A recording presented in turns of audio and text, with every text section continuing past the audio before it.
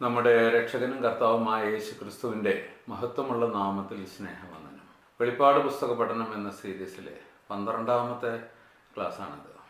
ഈ ക്ലാസ്സിൽ നാം അപ്പസ്തലനും പ്രവാചകനുമായ യോഹന്നാന് ഈ വെളിപ്പാട് ദർശനം ലഭിച്ച സ്ഥലമായിരിക്കുന്ന പത്മോസിലേക്ക് കടന്നു ചെല്ലുകയാണ്.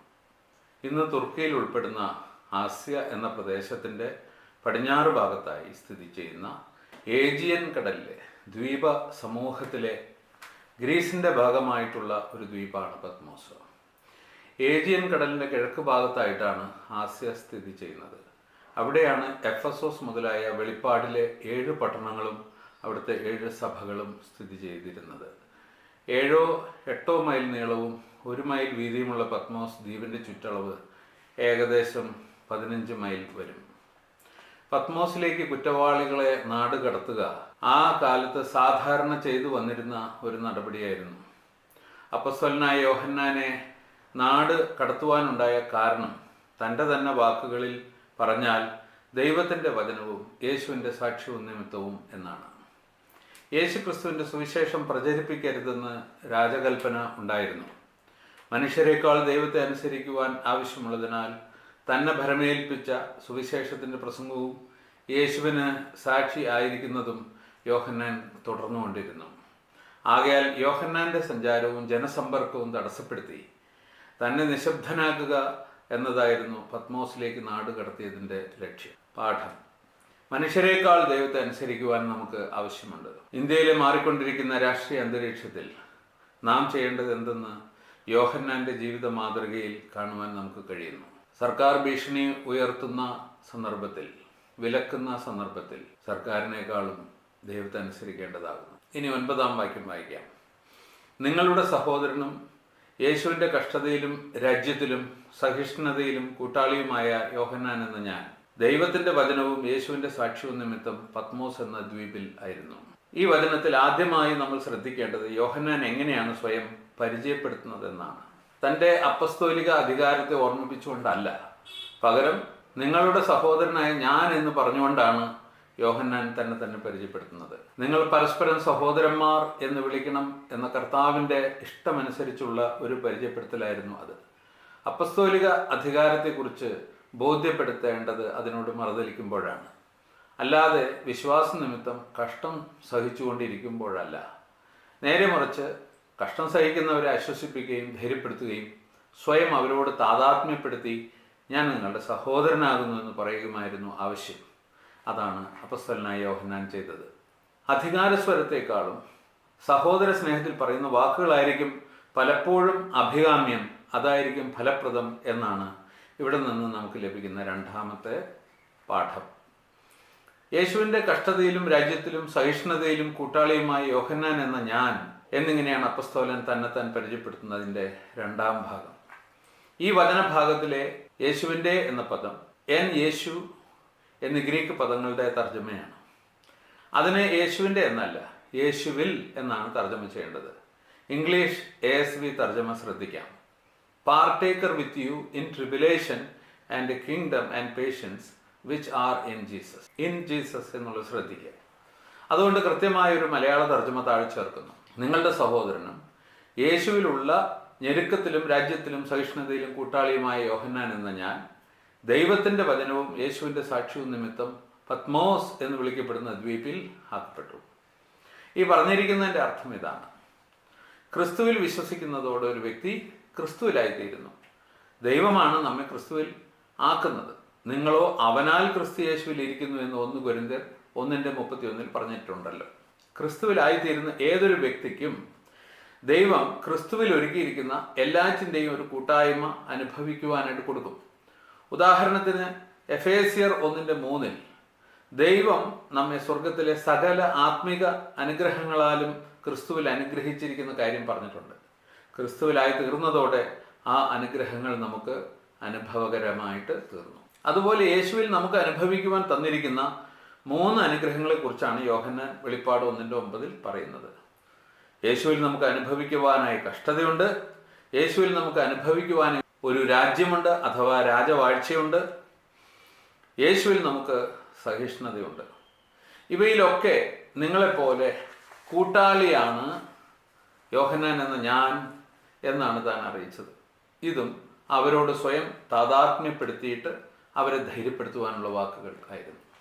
ഈ സാഹചര്യത്തിൽ 1 പത്രോസ് 5:9 അപ്പസ്തോലനായ പത്രോസ് ആ ലേഖനത്തിൻ്റെ വായനക്കാരോട് പറയുന്നത് ശ്രദ്ധിക്കാം. ലോകത്തിൽ നിങ്ങൾക്കുള്ള സഹോദരവർഗത്തിന് ആ വക കഷ്ടപ്പാടുകൾ തന്നെ പൂർത്തിയായി വരുന്നു. അതായത് ലോകത്തിൽ എല്ലായിടത്തും ക്രിസ്തുവിലുള്ള എല്ലാ സഹോദരങ്ങൾക്കും ഇങ്ങനെയൊക്കെ തന്നെയാണ് ഉള്ളത്. നിങ്ങൾക്ക് മാത്രമല്ല കേട്ടോ. അതുകൊണ്ട് ഉറച്ചു നിന്ന് പിശാചിനോട് എതിർത്ത് നിൽക്കുവാൻ ധൈര്യപ്പെടുത്തുകയാണ് താൻ. അതുപോലെ യോഹന്നാൻ അപ്പസ്തോലനും ഇവരെ പറഞ്ഞ് ധൈര്യപ്പെടുത്തുകയാണ്. നിങ്ങൾക്ക് മാത്രമല്ല, നിങ്ങളുടെ സഹോദരനായ എനിക്കും യേശുവിലുള്ള കഷ്ടതയിലും രാജ്യത്തിലും സഹിഷ്ണുതയിലും ഒരു പങ്ക് ലഭിച്ചിട്ടുണ്ട് എന്ന് പറഞ്ഞുകൊണ്ടാണ് ധൈര്യപ്പെടുത്തുന്നത് എന്ന് മാത്രം. യേശുവിലുള്ള കഷ്ടതയുടെയും രാജ്യത്തിൻ്റെയും സഹിഷ്ണുതയുടെയും കൂട്ടായ്മ ഏതൊരു വിശ്വാസിക്കും ഉണ്ടാകാം എന്ന ഒരു മുന്നറിയിപ്പും പാഠവുമാണ് നമുക്ക് ഇവിടെ ലഭിക്കുന്നത്. ഇനി കഷ്ടതയിലുള്ള കൂട്ടായ്മയെക്കുറിച്ച് ചിന്തിക്കാം.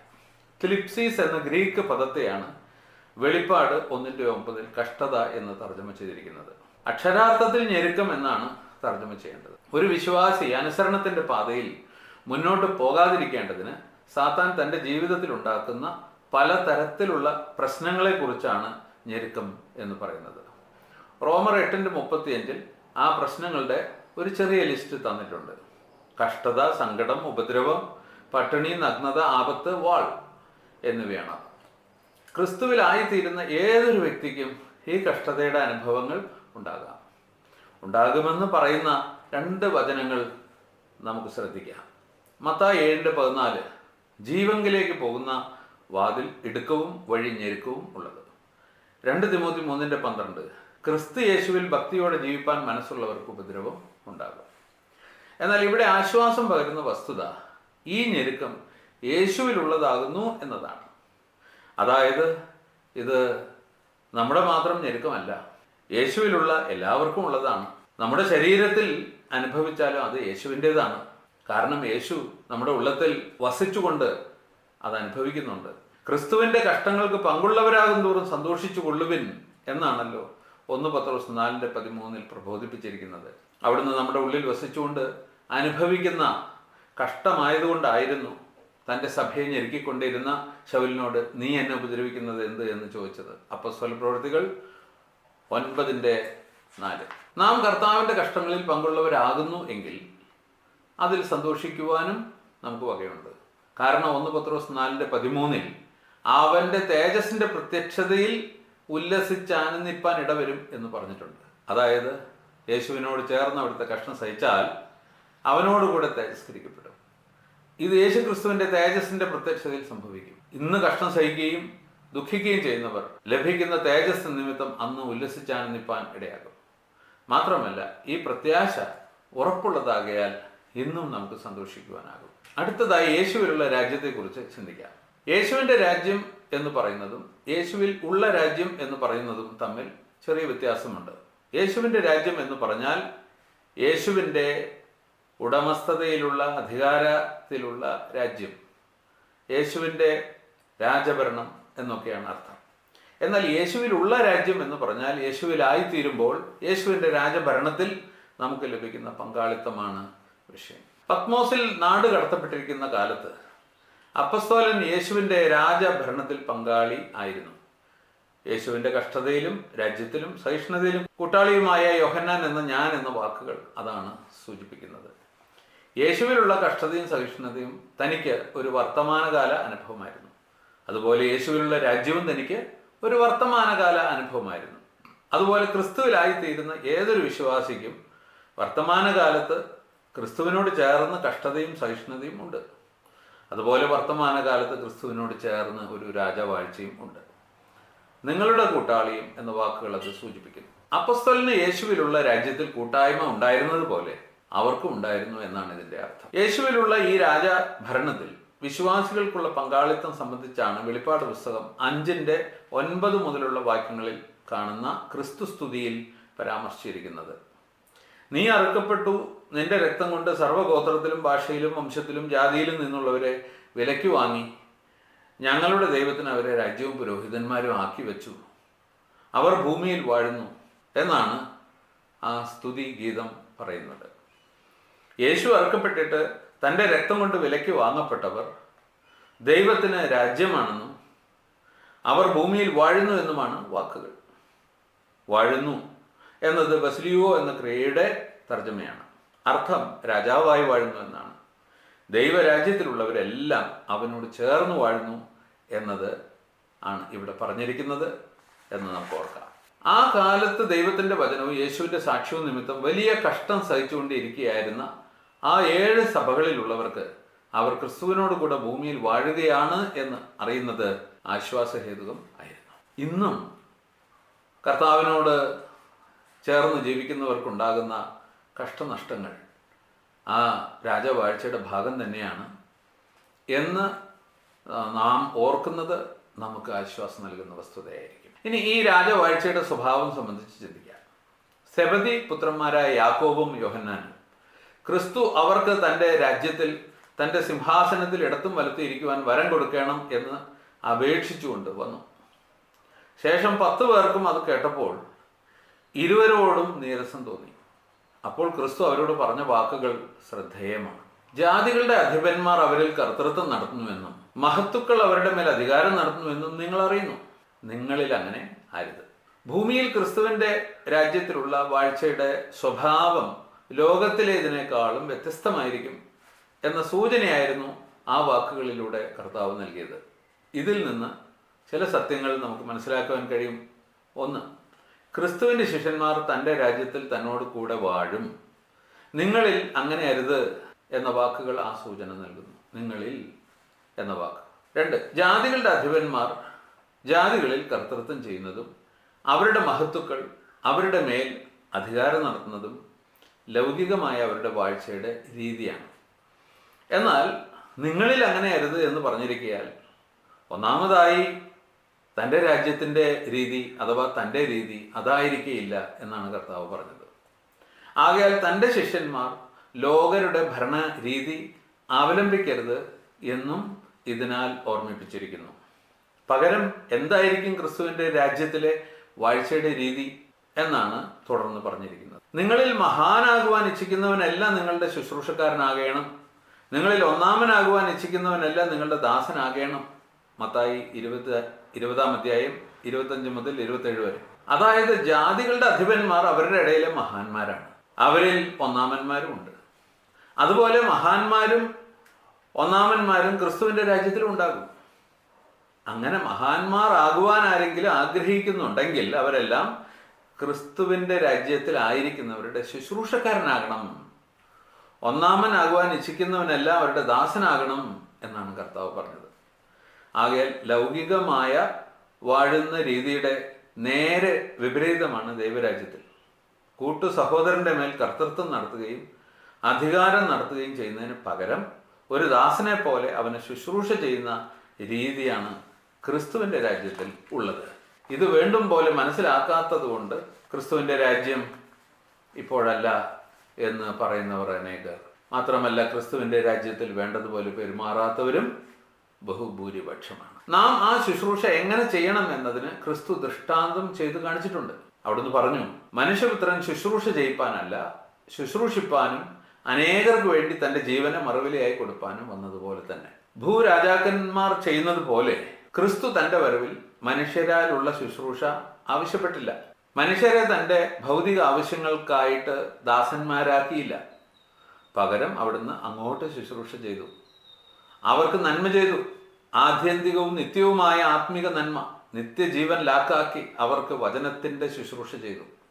അതിനായി സ്വന്തം ജീവനെ പലവട്ടം പണയപ്പെടുത്തി. ഒടുവിൽ ആ ജീവനെ നമുക്കായി നൽകി. അപ്പസ്തോലന്മാരത് മാതൃകയാക്കി. അപ്രകാരം പൗലോസ് ചെയ്തുകൊണ്ടിരുന്നത് എന്താണെന്ന് താൻ പിന്നീട് പറയുകയുണ്ടായി. 2 തിമോത്തി 2:10.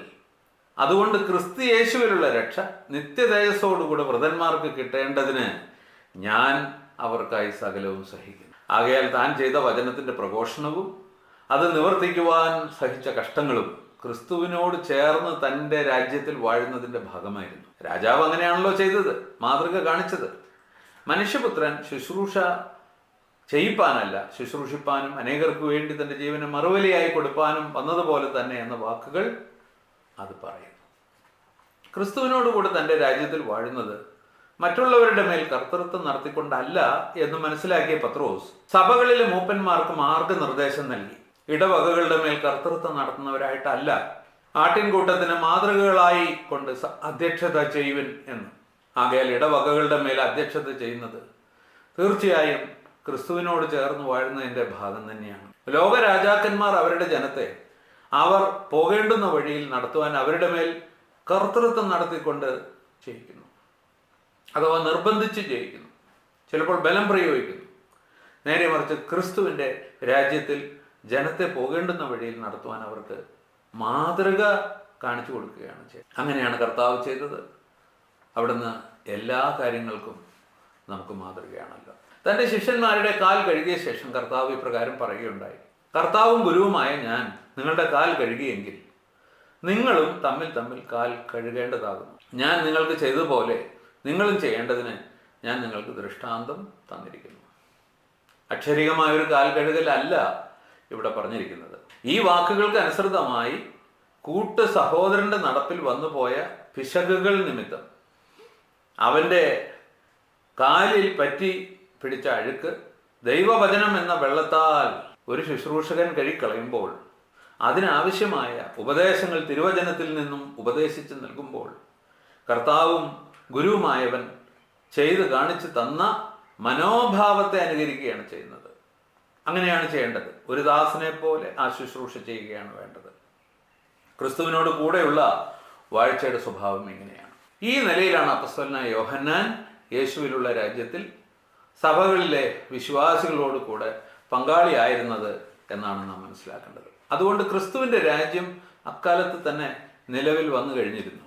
അതിനുള്ള വ്യക്തമായ തെളിവാണ് അപ്പസ്തലന്റെ വാക്കുകൾ. ഇതുകൂടാതെ ലോകത്തെയും പിശാചിനെയും ജഡത്തെയും ജയിച്ചുള്ള ജയ ജീവിതവും ക്രിസ്തുവിൻ്റെ രാജ്യത്തിലുള്ള ജയ ജീവിതത്തിൻ്റെ അല്ലെങ്കിൽ വാഴ്ചയുടെ ഭാഗമാണ്. യേശു ക്രിസ്തുവിലുള്ള സഹിഷ്ണുത എന്നുള്ളതാണ് മൂന്നാമത്തെ പോയിന്റ്. അതുപോലെ ക്രിസ്തുവിലായിത്തീരുന്ന ഏതൊരു വിശ്വാസിക്കും ക്രിസ്തുവിൽ സഹിഷ്ണുതയുണ്ട്, അഥവാ ക്രിസ്തുവിന് വേണ്ടി കഷ്ടം സഹിക്കുവാനുള്ള വരമുണ്ട്. ഫിലിപ്പിയർ 1:29 പറഞ്ഞിരിക്കുന്നത് നമുക്ക് ശ്രദ്ധിക്കാം. ക്രിസ്തുവിൽ വിശ്വസിപ്പാൻ മാത്രമല്ല, അവന് വേണ്ടി കഷ്ടം അനുഭവിപ്പാനും കൂടെ വരം നൽകിയിരിക്കുന്നു. കഷ്ടതകൾ സഹിക്കുവാൻ കഴിയുക എന്നത് ക്രിസ്തുവിലുള്ള ഒരു അനുഭവം ആകുന്നു. ക്രിസ്തുവിൽ ആയിത്തീരാത്തവർക്ക് കഷ്ടം സഹിക്കുവാൻ കഴിയുകയില്ല. വിശ്വാസം നിമിത്തമുള്ള കഷ്ടതകൾ വരുമ്പോൾ അവർ വിശ്വാസം ഇട്ടെറിഞ്ഞ് പോകും. പാറപ്പുറത്ത് വിതച്ച വിത്തിൻ്റെ ഉപമ നമ്മൾ പഠിക്കുമ്പോൾ അങ്ങനെയാണല്ലോ കാണുന്നത്. ഇങ്ങനെ ഞെരുക്കം, രാജ്യം, സഹിഷ്ണുത എന്നീ 3 അനുഭവങ്ങൾ ആ 7 സഭകളിലെ വിശ്വാസികൾക്കുണ്ടായിരുന്നു. അത് അവർ ക്രിസ്തുവിലായിരുന്നു എന്നതിനുള്ള സൂചനയായിരുന്നു. അത് തികച്ചും ആശ്വാസഹേതുകവും ആയിരുന്നു. നാം ക്രിസ്തുവിൻ്റെ രാജ്യത്തിലാകുന്നു എന്നത് നാം വിശ്വാസികൾക്ക് ഒരു മാനകാര്യമാകുന്നു. എന്നാൽ അതോടൊപ്പം നാം ക്രിസ്തുവിൻ്റെ നിന്ദയുടെയും കഷ്ടതയുടെയും ഓഹരിക്കാരായിട്ടും തീരുന്നു. അതും മാനകാര്യമാണ്. ഇത് നമ്മുടെ അവകാശമായും മാനകാര്യമായും മനസ്സിലാക്കേണ്ടതാണ്. അങ്ങനെയാണ് അപ്പസ്തോലന്മാർ അതിനെ എണ്ണിയത്. തിരുനാമത്തിനു വേണ്ടി അപമാനം സഹിക്കുവാൻ യോഗ്യരായി എണ്ണപ്പെടുകയാൽ അവർ സന്തോഷിച്ചുകൊണ്ട് ന്യായാധിപ സംഘത്തിൻ്റെ മുമ്പിൽ നിന്ന് പുറപ്പെട്ടു പോയി എന്ന് അപ്പസ്തോല പ്രവൃത്തികൾ 5:41 വായിക്കും. ദൈവത്തിൻ്റെ വചനവും യേശുവിൻ്റെ സാക്ഷ്യവും നിമിത്തം പത്മോസ് എന്ന് വിളിക്കപ്പെടുന്ന ദ്വീപിൽ ആക്കപ്പെട്ടു എന്ന് ഏറ്റവും ഒടുവിൽ നാം വായിക്കുന്നു. ദൈവവചനം അനുസരിക്കുകയും യേശുവിൻ്റെ സാക്ഷി ആവുകയും ചെയ്തതുകൊണ്ടായിരുന്നു അപ്പസ്തലനായ യോഹന്നാൻ പത്മോസ് എന്ന് വിളിക്കപ്പെടുന്ന ദ്വീപിലേക്ക് നാട് കടത്തപ്പെട്ടത്. യെരുശലേമിലെ ദൈവാലയത്തിൻ്റെയും ആ നഗരത്തിൻ്റെയും നാശത്തിന് മുമ്പ് ഈ നാടുകടത്തൽ ഉണ്ടായി എന്നാണ് വെളിപ്പാട് പുസ്തകത്തിനുള്ളിലെ വചനങ്ങൾ നൽകുന്ന സൂചന. ക്രിസ്തുവിൻ്റെ സുവിശേഷം വിശ്വസിച്ചാൽ ഉടനെ നാം തൻ്റെ രാജ്യത്തിൽ പ്രവേശിക്കുന്നു. അതിലെ നീതി, സമാധാനം, പരിശുദ്ധാത്മാവിലുള്ള സന്തോഷം എന്നിവയെല്ലാം നമുക്ക് അനുഭവസ്ഥമാകും. എങ്കിലും ക്രിസ്തുവിലുള്ള ഞെരുക്കത്തിലും സഹിഷ്ണുതയിലും കൂടെ നാം പങ്കാളിയാകേണ്ടി വരും. എന്നാൽ അതൊരു അനുഗ്രഹമാണ്. തൻ്റെ രാജ്യത്തിലും നമുക്ക് പങ്കാളിത്തമുണ്ട്. ആകയാൽ നമുക്ക് സന്തോഷിക്കാം. നമ്മുടെ കർത്താവിനോട് ചേർന്ന് തൻ്റെ രാജ്യത്തിൽ വിശുദ്ധിയിലും ജയ ജീവിതത്തിലും മുന്നേറാം. ദൈവനാമം മഹത്വപ്പെടുമാറാകട്ടെ. ആമേൻ.